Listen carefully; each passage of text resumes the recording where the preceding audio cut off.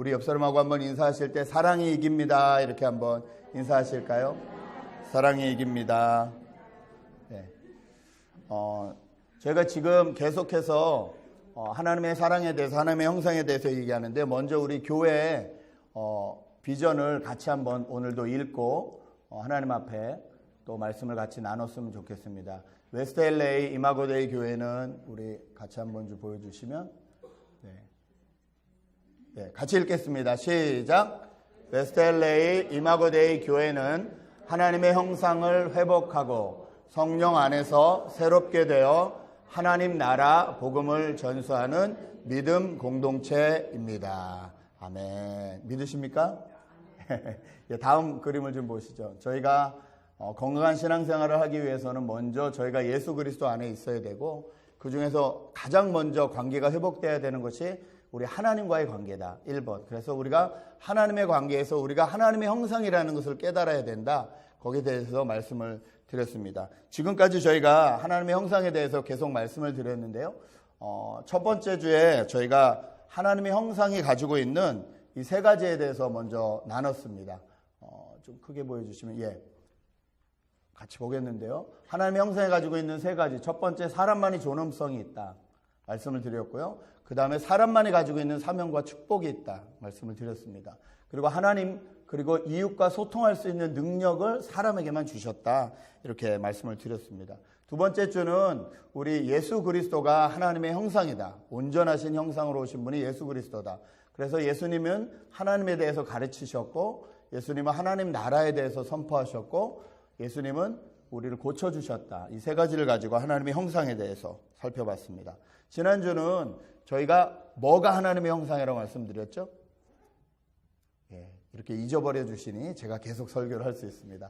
성품이 하나님의 형상이다.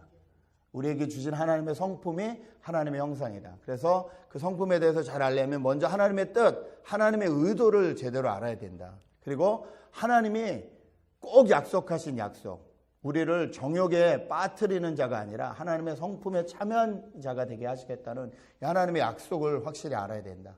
그리고 하나님의 성품을 가진 사람이 진짜 그리스도인이다. 여기에 대해서 말씀을 드렸습니다. 오늘도 하나님과의 관계에 대해서 계속 살펴보기 원하는데요. 먼저 한 가지 질문 드리겠습니다. 이것은 각자 나눌 건 아니고요. 속으로 생각하시면 되는데요.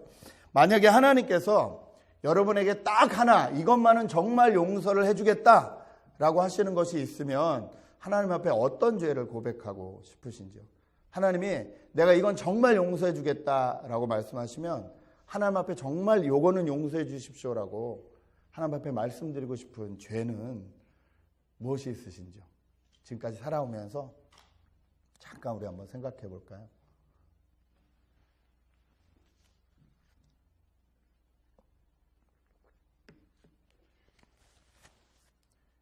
나는 별로 생각나는 게 없습니다라는 표정으로 계시지만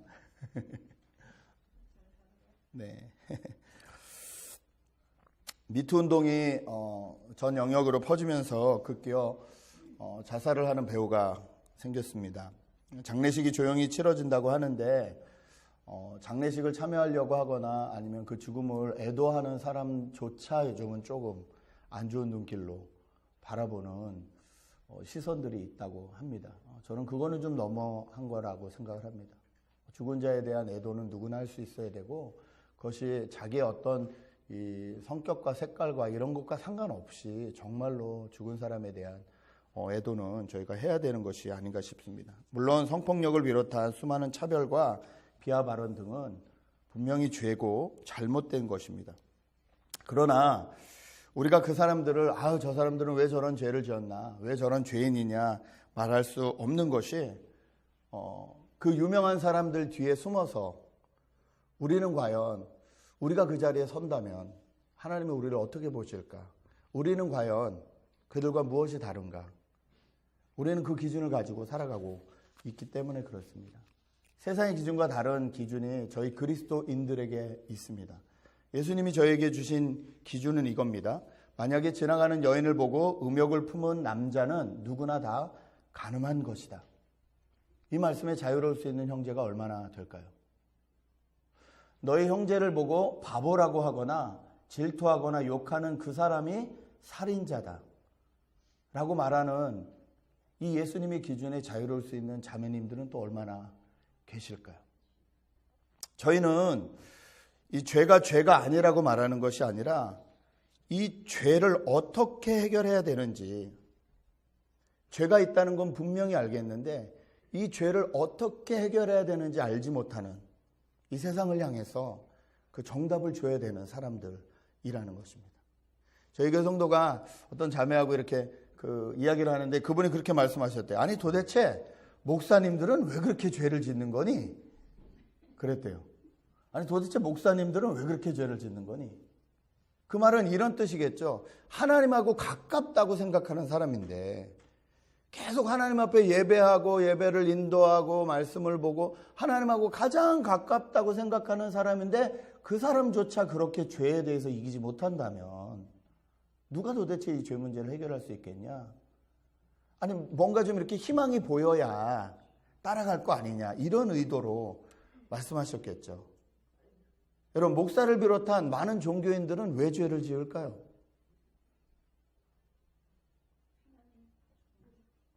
왜 죄를 지을까요? 네, 타락한 사람이기 때문에 그렇습니다. 목사도 타락한 사람이고 종교인도 타락한 사람이기 때문에 그래요. 하나님의 형상으로 온전히 회복되지 못했기 때문에 그래요. 그 죄를 짓게 되는 그 부분에 대해서 아직도 하나님보다 세상을 좋아하기 때문에 그래요. 그래서 죄를 짓는 겁니다. 여기서 저희가 분명히 알 수 있는 것은요, 어떤 종교적 행위도 죄를 짓지 못하게 할 수는 없다는 거예요.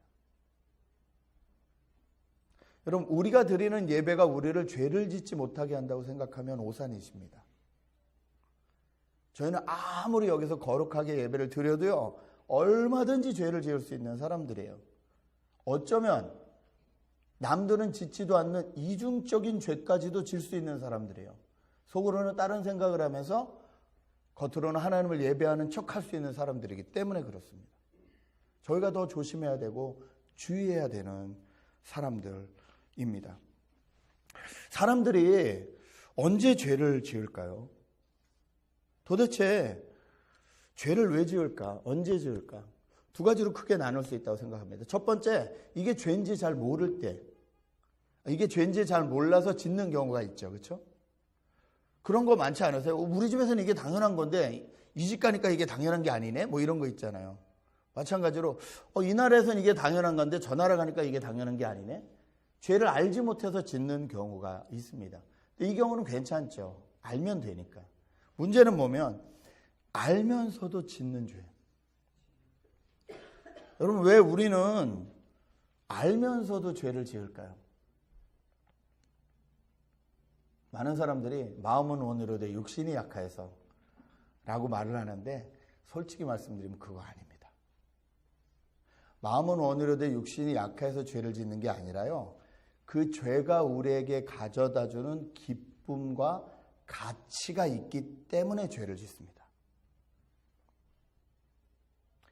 죄가 가져다주는 즐거움이 있어요, 여러분. 동의하십니까? 죄가 가져다주는 즐거움이 있어요. 그게 뭐가 즐거워 싶으시겠지만 아니요, 즐거움이 있어요. 형제들한테 물어볼까요? 포르노가 가져다주는 즐거움이 있어요. 그러니까 그걸 안 끊는 거예요. 이게 나한테 가치가 있는 거예요. 그러니까 알면서도 빠지는 거예요. 중독은 다 그렇습니다. 마약도 그렇고요, 술도 그렇고요, 도박도 그렇고요. 이게 가져다주는 짜릿함과 쾌감과 즐거움이 있어요. 이게 나한테 valuable해요. 가치가 있어요. 그러니까 알면서도 안 끊는 거예요. 이게 심지어 어떨 땐 가족보다도 밸류가 있어요. 가족들이 그렇게 말리고 난리를 쳐도 도박을 못 끊는 분들 계시죠? 이게 가져다주는 기쁨이 가족이 가져다주는 기쁨보다 큰 거예요. 그러니까 이게 안 끊어지는 거예요. 그렇다면 우리가 여기서 얻을 수 있는 힌트는요, 이 죄의 문제를 해결하기 위해서는 이 가치가 바뀌어야 된다는 거예요. 가치가 바뀌면 이 죄를 끊을 수 있다는 거예요.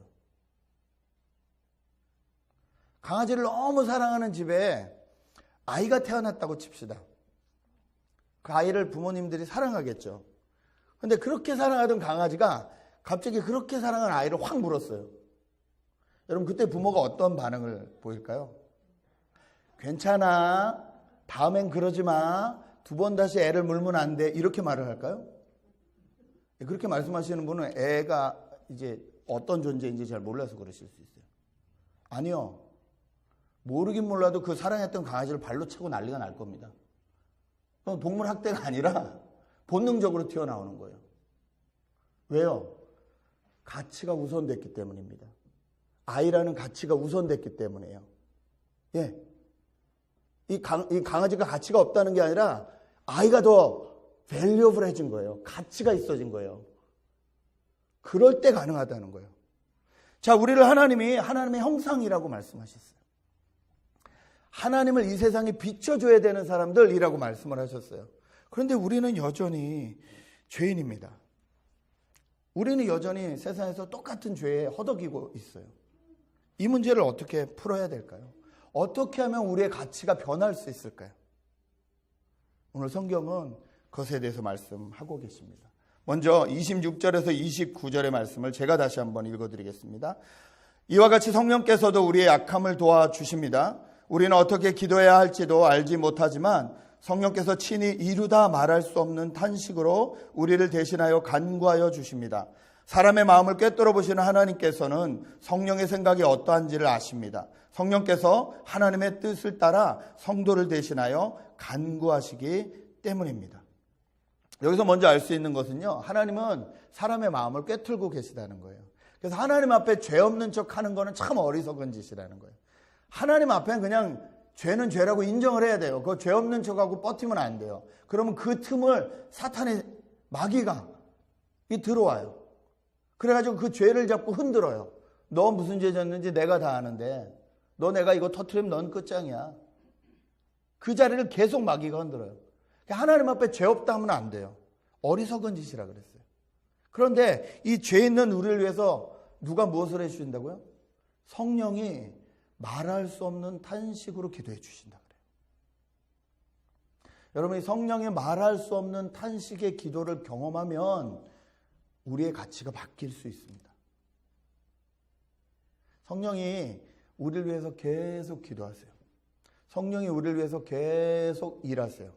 오늘 저희가 읽지 않았습니다만 로마서 8장 1절부터 보면요, 계속 육체와 성령에 대한 비교예요.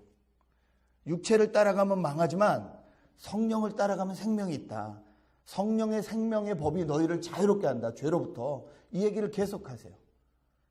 생명을 얻으려면 성령을 따라가야 된다. 이 말씀을 계속하세요. 근데 우리가 성령을 잘 따라가지 못하잖아요. 그런 우리를 향해서 성령님이 계속 간구하고 기도하고 계신다는 거예요. 여러분 그런 말씀 들어보셨을 거예요. 정말 기도하는 사람 한 사람만 있으면 반드시 그 사람 언젠가 돌아온다. 근데 그분이 성령님이시라는 거예요. 성령이 어느 때까지 기도하시냐면요, 우리 입에서 진짜 이렇게 살고 싶진 않다. 주님 절 도와주십시오. 내가 이거에 빠져서 진짜 이 모양으로 이렇게 맨날 허우적거리며 살고 싶진 않다. 주님 진짜 나를 좀 불쌍히 여기십시오. 라는 탄식이 튀어나올 때까지 성령께서 계속 우리를 위해서 기다리시고 중보하시고 도와주시고 계시다는 거예요. 여러분, 이 성령님의 탄식을 경험하십시오. 우리를 위해서 우리 죄를 우리보다도 안타깝게 여기시면서 기다리시고 기도하시는 그 성령님의 탄식을 여러분이 경험하실 때 저희가 가지고 있는 이 가치 체계를 바꿀 수 있게 됩니다. 그럴 때 28절의 말씀이 저에게 임하는 거예요. 하나님을 사랑하는 사람들, 곧 하나님의 뜻대로 부르심을 받은 사람들에게는 모든 일이 협력해서 선을 이룬다는 것을 우리는 압니다. 예. 그리스도인들이라면 다 좋아하는 말씀이죠. 모든 일이 협력해서 선을 이룬다. 근데 이 말씀만큼 오해가 많은 말씀도 있어요. 이 말씀은요, 좋은 일이 있든 나쁜 일이 있든 다 내 뜻대로 된다는 말씀이 절대 아니에요. 그 말씀이 아니라 여기서 말하는 선은요, 구원입니다. 무슨 말씀이냐면요, 정말로 하나님을 사랑하고 하나님의 뜻대로 부르심을 받은 사람은요, 그 인생의 모든 여정을 통해서 하나님이 구원에 이르게 하신다는 소리예요. 구원으로 우리를 인도하신다는 거예요. 예. 하나님을 사랑하고 하나님 뜻대로 부르심은 사람, 성령의 간구하심을 통해서 계속 그 자리에 있는 사람, 그 사람의 인생은 반드시 구원으로 간다는 거예요. 정말로 우리가 성령 안에 있어야 돼요. 성령이 우리를 위해서 탄식하고 계시다는 걸 알아야 돼요. 그래야 우리가 좋아하는 이 죄로부터 가치가 바뀌어서 그 죄를 이길 수 있는 힘이 생깁니다.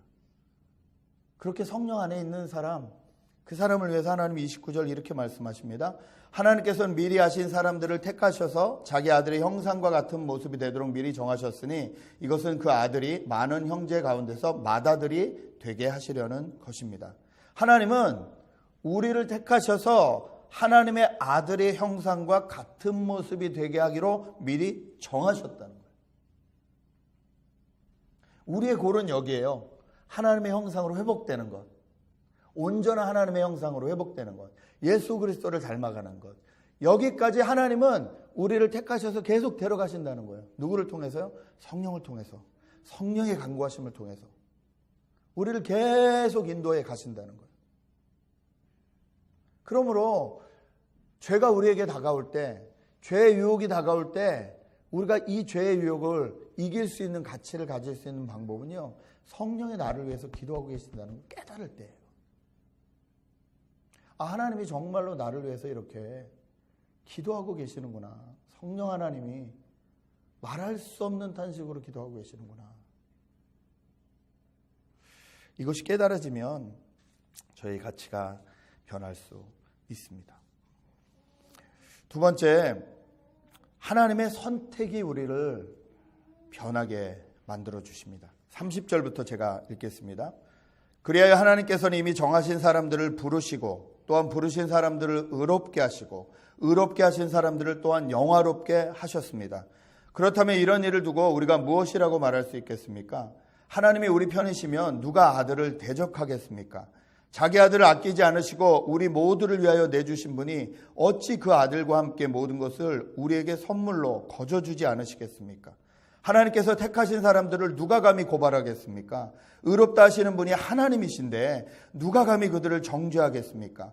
그리스도 예수는 죽으셨지만 오히려 살아나셔서 하나님의 오른쪽에 계시며 우리를 위하여 대신 간구하여 주십니다. 우리의 가치를 바꿔주는 것은요, 이 하나님의 선택이시라는 거예요. 하나님이 우리를 선택하셨다는 것, 여기서 부르셨다, 의롭게 하신다, 마지막에 영화롭게 하신다, 이것은 우리의 과거와 현재와 미래를 다 말하고 있어요. 과거에 부르셔서 지금도 의롭게 하시고 마지막에 우리가 영화롭게 될 때까지 하나님께서 계속 데리고 가시겠다는 거예요. 그 하나님으로부터 누가 우리를 정죄할 수 있겠냐? 그 하나님으로부터 누가 우리를 고발할 수 있겠냐? 이 말을 하시는 거예요. 예, 그것을 증명하시기 위해서 자기 아들을 내어주셨다, 이렇게 말하고 있습니다. 죄가 우리를 하나님으로부터 멀어지게 할 수 있다라고 마귀는 생각합니다. 우리도 그렇게 생각합니다. 죄로 인해서 하나님으로부터 멀어진다. 네, 그러나 완전히 떨어지는 건 아닙니다. 그 하나님으로부터 끊을 수 없다라고 말하고 있어요. 여러분, 죄가 하나님과 우리 사이를 끊을 수 없는 이유는요, 이 죄의 문제를 하나님이 해결하셨기 때문이에요. 죄가 가져다주는 최고의 형벌이 뭐죠? 죄가 가져다주는 최고의 끝, 죽음. 이 죽음을 예수님이 부활하심으로, 생명으로 바꾸셨어요. 그러므로 어떤 죄도 하나님에게서 우리를 끊을 수 없습니다. 믿으십니까? 이 말이 결코 우리가 죄를 짓는데 프리패스를 얻었단 말이 아니에요. 아무리 죄를 지어도 우리는 다 하나님 앞에서 끊어질 수 없으니까 괜찮다라고 나를 위로하는 말씀이 아니에요. 그런 뜻이 아니에요. 그건 정말 철 모르는 소리예요. 정말 철 모르는 소리예요. 아이들이 어릴 때는요, 부모님이 고생이 눈에 보이지 않습니다. 왜 나한테 더 주지 않느냐가 자꾸 보여요. 근데 자기가 직접 생활을 하기 시작하면 달라져요. 남자가 돈을 벌기 시작하면요, 아버지가 직장 생활 하시는 게 정말 힘드셨겠구나. 이게 경험이 돼요. 먹고 산다는 문제가 결코 쉬운 문제가 아니구나. 이게 경험이 돼요. 그러면 아버지에 대한 인식이 달라져요. 여자분들도 마찬가지예요. 아이를 낳을 때 어머니가 정말 나를 위해서 이런 고통을 겪으셨구나. 그때부터 철든다 그러죠. 이 부모님의 뒷모습들이 보이기 시작하고 이게 얼마나 큰 사랑인지 얼마나 큰 희생이었는지가 보이기 시작하면 그때부터 철이 드는 거예요. 여기서 말씀하시는 이 말씀은 그러니까 나는 죄에 대해서 프리패스를 가진 사람이다. 기독교인들은 어떤 죄를 져도 용서를 받는다가 아니고 도대체 이렇게까지 나를 포기하지 않으시고 끝까지 나를 붙들고 계시는 하나님이 계시니까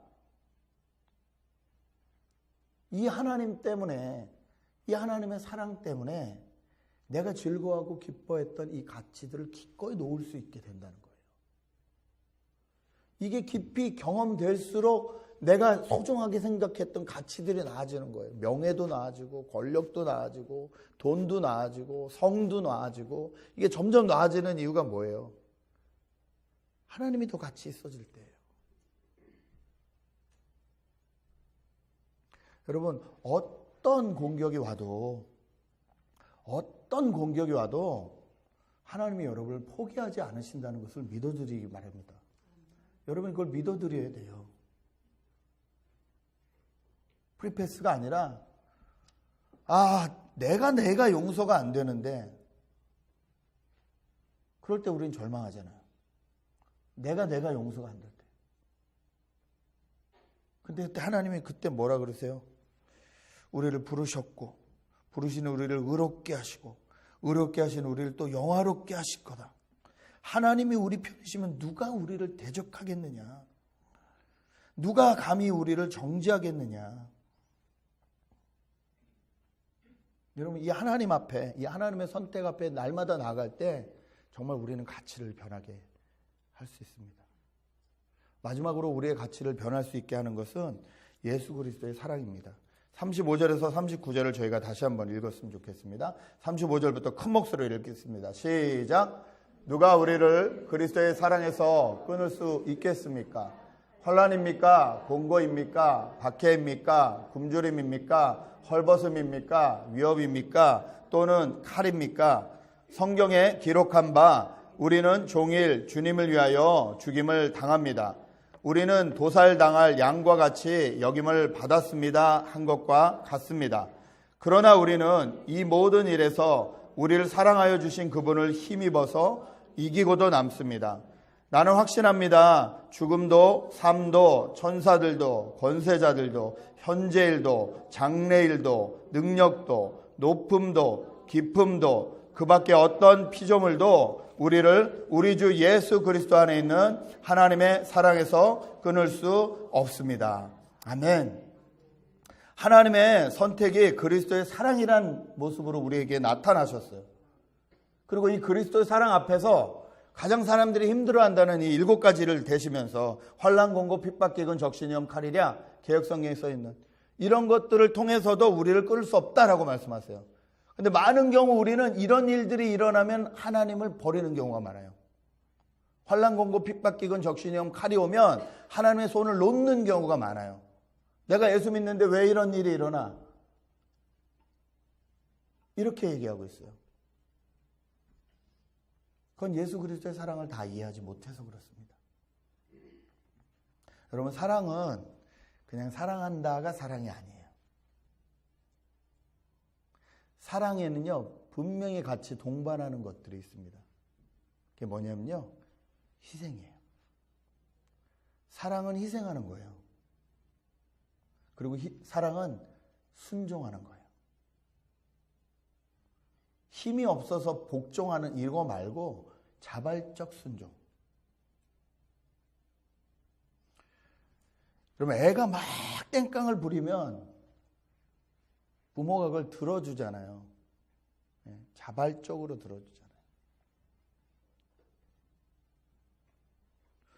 애가 말도 안 되는 요구를 하고 힘들게 해도 꿋꿋이 이겨나가잖아요. 제가 깨달았습니다. 남자들이 아이를 잘 못 보는 이유 뭔지 아세요? 남자들은 애를 낳은 적이 없거든요. 그러니까 여자는요, 아이를 딱 갖는 순간 이 아이가 자기잖아요. 자기 몸 안에 있으니까 이 아이가 자기거든요. 그러니까 사랑이 절로 가요. 그리고 이 아이 생명을 지키기 위해서 내가 가지고 있던 모든 것이 저절로 포기가 돼요. 몸매 포기가 돼요. 몸매 관리한다고 임신했는데 안 먹는 사람 못 봤어요. 몸매 포기가 돼요. 여러 가지 것들이 포기가 돼요. 이미 포기한 상태에서 아이가 나왔기 때문에 자기 인생에 대해서 포기하는 게 쉬워요. 근데 남자들은 해본 적이 없어요. 포기해야 될 이유가 없어요. 애를 낳는 순간에도 아버님 식사하러 가시죠 그러고 나가잖아요. 남자들은. 자기가 포기해야 될 일이 별로 없거든요. 이게 근본적으로 다를 수밖에 없어요. 아이에 대한 희생과 사랑에 대한 것은 다를 수밖에 없어요. 반면 남자들은 어디에 희생과 사랑을 하냐면요, 자기를 알아주는 사람에게 희생과 사랑을 합니다. 그것이 직장이면 직장을 위해서 죽을 수 있어요.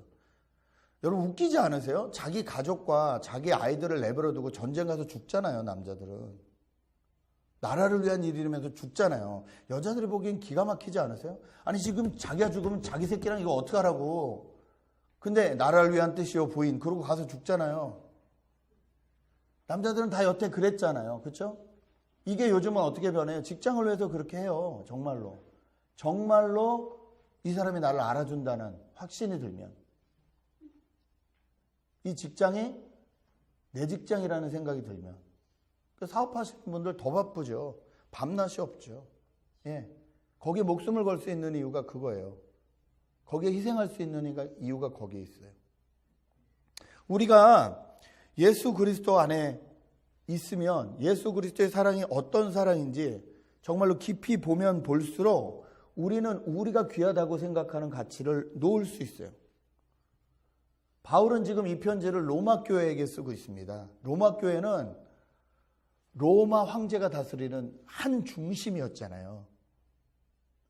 오늘 당장 목이 날아갈 수도 있는 그런 상황 가운데서 항상 살던 사람들이에요. 그 사람들한테 얘기하는 거예요. 누가 우리를 그리스도의 사랑에서 끊을 수 있습니까?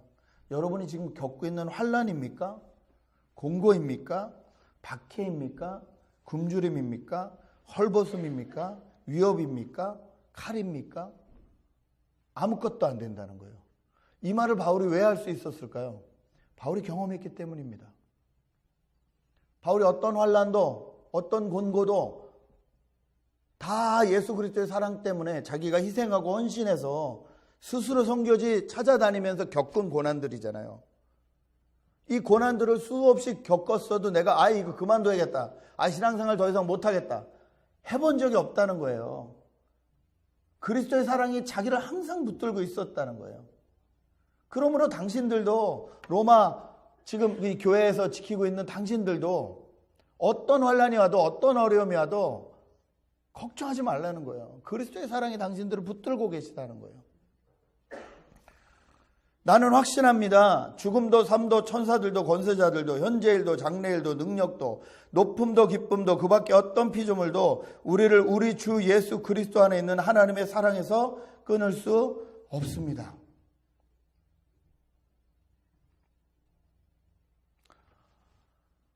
사탄은 계속해서 내가 네 죄를 안다. 너는 이것만 발견되면 끝이다. 그 공포의 그 두려움에 이기지 못해서 자살을 하잖아요. 점점 나오겠죠. 정치계로 갔는데 이 미투 운동이 점점 퍼지겠죠. 퍼져야죠. 잘못된 것은 드러나야죠. 암을 그냥 두고 있으면 안 돼요. 덮으면 안 돼요. 이건 빨리 오려내야 돼요. 도려내야 나머지가 살아요. 그렇죠? 이거를 그냥 두면 안 돼요. 이러다가 다 망하겠다 그래서 그냥 덮어두면 안 돼요.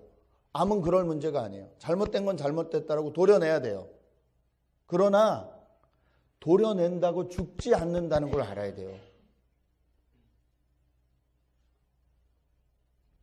사탄은 우리가 사는 세상에서 끊임없이 저희를 정죄합니다. 끊임없이 이것 때문에 안 된다 그래요. 그리고 스스로 나는 이것 때문에 안 되라고 포기하게 만들어요. 자꾸. 그래서 그 자리에서 나가지 못하게 만들어요. 하나님의 형상답게 살아가는 걸 포기하게 만들어요. 그냥 일주일에 한 번 교회 나와서 그냥 이 자리에서 어떻게 버티다 보면 뭔가 되겠지. 이렇게 생각을 갖게 만들어요. 아니에요, 여러분. 그러면 죄하고 붙으면 100점 100패해요. 그럴 때마다 죄하고 붙어서 이길 수 없어요. 그리스도가 우리를 위해서 희생하셨다는 것, 그리스도가 우리를 위해서 순종하셨다는 것, 이것이 사랑이라는 것, 이 사랑이 두려움을 이기게 한다는 것을 경험해야 됩니다. 그래서 요한일서 4장 18절은 이렇게 말씀하십니다. 사랑에는 두려움이 없습니다. 완전한 사랑은 두려움을 내쫓습니다. 두려움은 징벌과 관련이 있습니다. 두려워하는 사람은 아직 사랑을 완성하지 못한 사람입니다. 미투 문제로 두려워하는 사람들이 너무나 많아요. 두려워서 극단적인 행동을 하는 사람들도 점점 생겨요. 그러나 그리스도의 진정한 사랑을 경험한 사람들은 어떤 어려움이 와도 이 두려움을 그리스도의 사랑으로 이긴다는 거예요. 그분이 치르신 희생과 사랑 대가를 알기 때문에. 제가 설교를 준비하면서 다큐멘터리를 하나 봤는데 이 다큐멘터리가 그리스도인으로서 어떻게 사는 건지에 대해서 너무 잘 보여주는 것 같아서 여러분하고 잠깐 나누려고 합니다. 다 보여드리진 못하지만 조금 긴 시간 저희가 잠깐 보면서 하나님의 은혜를 좀 나눴으면 좋겠습니다. 함께 보시겠습니다.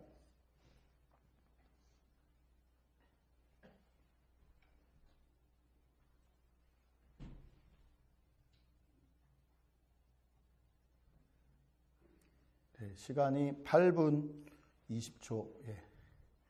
비디오를 쭉 보면 우리 관희 형제는 별로 죄라는 죄도 지은 적이 별로 없습니다. 그리고 지금 항암 치료를 8절까지 하고 다 이제 완쾌가 되었는데 이 비디오를 계속 보면 이게 재발이 됐습니다. 또 재발이 돼서 이제 좀 더 공격적인 암 치료를 받고 있고 지금 공격적인 암 치료를 이기고 있습니다. 그래서 이 두 부부의 첫 번째 미션은 뭐냐면 딸이 1살 돌이 되는 걸 보는 거였는데 그것을 잘 넘겼고 이제 두 번째 미션으로 자기들이 가지고 있는 건 딸이 유치원 들어갈 때 엄마 아빠가 손을 잡고 같이 들어가게 해달라고 기도하는 것이었습니다. 여러분, 죄는 우리를 두렵게 합니다. 그리고 죄는 하나님으로부터 우리를 자꾸 멀어지게 합니다. 그런데 하나님을 사랑하는 사람들, 그리고 하나님의 부르심에 있는 사람들은 하나님이 끝까지 붙으십니다. 둘이서 계속 고백을 하는 거예요, 서로. 우리가 암을 통해서 깨닫게 된 하나님의 은혜를. 두 부부가 계속 그거를 나누더라고요. 날마다 같이 묵상을 하고, 날마다 같이 큐티를 하고, 날마다 같이 삶을 돌아보면서 그 시간을 갖더라고요. 여러분, 우리를 괴롭히는 이 죄, 이길 수 없는 이 죄로부터 우리가 이길 수 있게 해주시는 것은 삼위일체 하나님의 사랑이세요. 성령님의 그 간구하심, 하나님의 그 택하시고 포기하지 않으심, 그리고 자기의 몸을 희생하고 기꺼이 헌신하고 이 땅에 오셔서 우리를 사랑한다는 것을 몸으로 증명해 보이신 예수 그리스도의 사랑, 이 삼위일체 사랑이 우리를 죄에서 자유케 합니다. 어떤 죄가 여러분을 괴롭히십니까? 우리 주변에 있는 사람들은 어떤 죄에 눌려 있을까요? 어쩌면 이번 주에 더 우울한 소리가 계속 나올 수도 있습니다. 여러분, 이 땅을 위해서 기도합시다. 우리 주변을 위해서 기도합시다. 그리고 그냥 아무렇지도 않은 즉 덮고 있는 우리를 위해서도 스스로 기도합시다.